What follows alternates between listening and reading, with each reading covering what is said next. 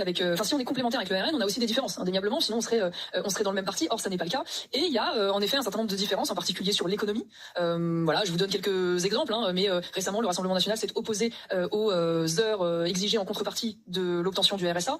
Nous, au contraire, nous considérons qu'il faut durcir l'accès au RSA et exiger ces heures de travail et d'activité pour pouvoir le toucher. Le Rassemblement national considère que des étrangers peuvent toucher un certain nombre d'aides à partir d'un délai de carence, c'est-à-dire au bout de quelques années. Nous considérons qu'il faut que certaines aides, comme le RSA, comme les allocations familiales, comme les aides au logement, soit strictement réservé aux personnes de nationalité française. Enfin, il y a aussi une vraie différence en termes de réforme de l'État, d'économie. Pour faire simple, le Rassemblement national est peut-être plus étatiste et plus fiscaliste, quand nous sommes résolument pour lutter contre la bureaucratie et les excès de dépenses publiques. Si on veut, et puis il y a aussi une différence éducative, pardon, je finis par là parce que c'est une vaste question, on a aussi une différence, y compris sur les questions identitaires. Je vous donne deux exemples. Le Rassemblement national et Marine Le Pen et Jordan Bardella disent aujourd'hui que l'islam est compatible avec la République. Je ne crois pas cela. Je pense qu'il y a aujourd'hui des préceptes dans l'islam qui ne sont pas compatibles avec la République et qui appellent de la part des musulmans un choix à faire finalement entre la France ou une pratique, on va dire, publique de certains de ces préceptes. Et puis,